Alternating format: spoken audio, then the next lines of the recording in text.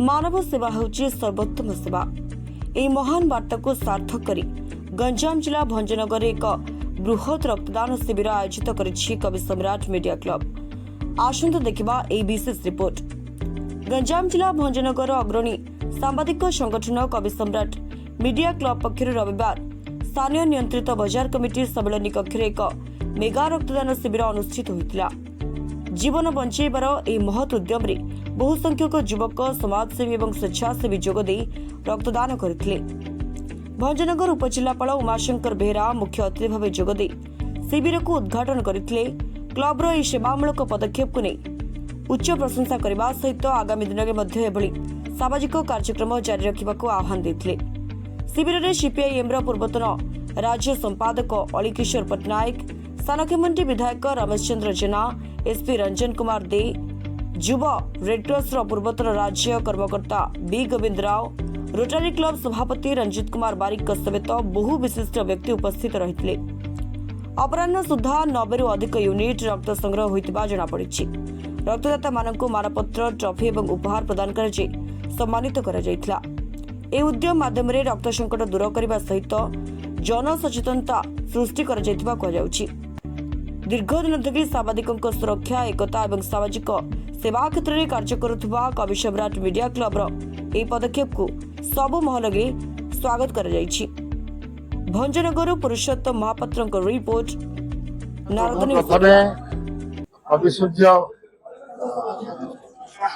Media club Bhanjanagar ସେମାନେ ଆଜି ଏଭଳି ଯେ ଏକ ଆୟୋଜନ କରିଛନ୍ତି, ମୁଁ ଅତ୍ୟନ୍ତ ଆନନ୍ଦିତ ଏବଂ ଗର୍ବିତ ଯେ ପ୍ରତିବର୍ଷ ଆପଣମାନେ ମିଡିଆ ବନ୍ଧୁମାନେ ଏଭଳି ଏକ କାର୍ଯ୍ୟକ୍ରମ କରୁଛନ୍ତି, ଯୋଉଥିରେ ଶତାଧିକ ଲୋକଙ୍କର ରକ୍ତଦାନ ଆପଣମାନେ କରୁଛନ୍ତି। ଏବଂ ଏଇଟା ରକ୍ତଦାନ ହଉଛି ଏକ ମହତ୍ ଦାନ କେବଳ ନୁହେଁ, ଏକ ସାମାଜିକ କର୍ତ୍ତବ୍ୟ ଏବଂ ଆପଣମାନେ ସେ ସାମାଜିକ କର୍ତ୍ତବ୍ୟକୁ ନିର୍ବାହ କରୁଛନ୍ତି। ରକ୍ତଦାନ ଗୋଟିଏ ଜିନିଷ ଯୋଉଥିରେ ଏକ ଜାତି, ଧର୍ମ, ବର୍ଣ୍ଣ ନିର୍ବିଶେଷରେ ଆମ ଭିତରେ ଯେତେ ଭେଦଭାବ ଥିଲେ ବି, ଯେତେ ପ୍ରକାର କଳି ତକ୍ରାଳ ଥିଲେ ବି, ଆବଶ୍ୟକତା ପଡ଼ିଲେ ସେଇ ରକ୍ତ ହିଁ ଆମକୁ ବଞ୍ଚଉଛି।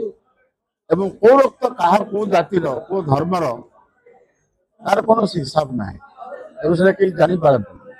ତେଣୁ ଏକ ଜୀବନ ରକ୍ଷାକାରୀ ଉପାଦାନ ହେଉଛି ଆପଣଙ୍କର ରକ୍ତ। ରକ୍ତ କୌଣସି ଦୋକାନରେ ବଜାରରେ ମିଳେ ନାହିଁ। ରକ୍ତକୁ ଆମକୁ ଦାନ କରିବାକୁ ହବ।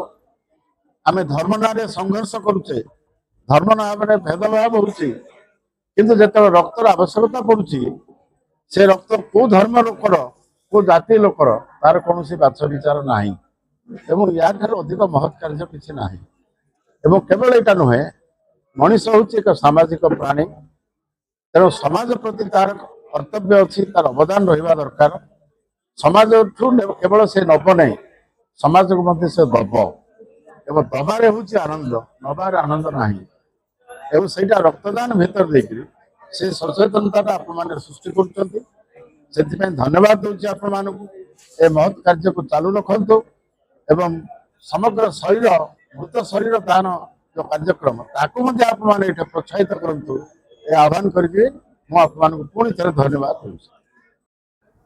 ଭଞ୍ଜନଗର କବି ସମ୍ରାଟ ଉପେନ୍ଦ୍ର ଭଞ୍ଜ ମିଡିଆ ସେଲ୍ ତରଫରୁ जो आज तृतीय वर्ष रक्तदान शिविर करिसेंती, एथिरे अनेक लोक आसी रक्त देइसेंती एवं एहीपरि काम करिवा द्वारा, एहीपरि कार्य करिवा द्वारा समाज रे गोटे भल वार्ता जाउची। आ सहित कवि सम्राट उपेन्द्र भंजकर नाटी रोशन होउची। एही नाटी के आपण माने बंचेकी रखिसेंती। ए ना द्वारा आपण माने समाज रो सेवा करि पारुचंती। आ रक्तदान शिविर होउची।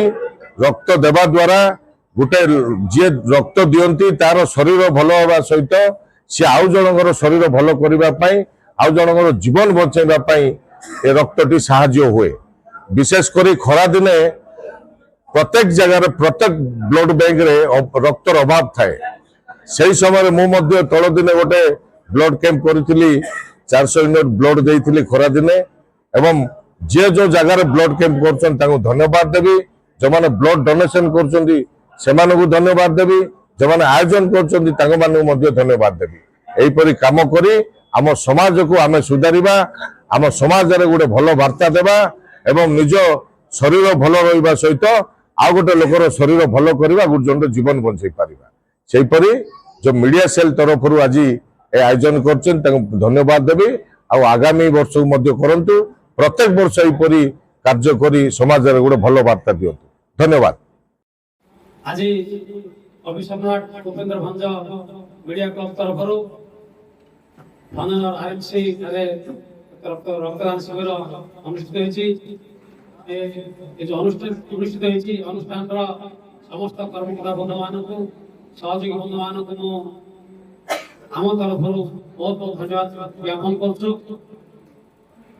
ଆଜି ବୋଧେ ଚତୁର୍ଥ ବର୍ଷ ପଦାର୍ପଣ କରିଛି ମିଡିଆ କ୍ଲବ ତରଫରୁ ରକ୍ତଦାନ ଶିବିରରେ। ତୃତୀୟ ଥର ରକ୍ତଦାନ ଶିବିର ହେଇଛି। ମୁଁ ଏଇ অনুষ্ঠাନକୁ ଦୁଇଥର ନିମନ୍ତ୍ରିତ ଅତିଥି ହିସାବରେ ଆସିଥିଲି, ଗୋଟିଏ ଥର ମଧ୍ୟ ଆସିଛି ଡୋନର ହିସାବରେ ଆସିଥିଲି। ତେଣୁ ଖୁସି ଲାଗୁଛି এই রক্তদান শিবিরটিকে আপনারা ସବୁବେଳେ ପ୍ରତିବର୍ଷ ଯେମିତି ରକ୍ତଦାନର ଆୟୋଜନ କରନ୍ତୁ। ଆମମାନେ ଆପଣଙ୍କ ପାଖରେ ଆସି ପହଞ୍ଚିବୁ, ଆମେ ମଧ୍ୟ କିଛି ଡୋନର କଲେ ଆପଣଙ୍କ ପାଖରେ ସହଯୋଗ କରିବା ପାଇଁ ବାହା ହେବୁ। এই রক্তଦାନ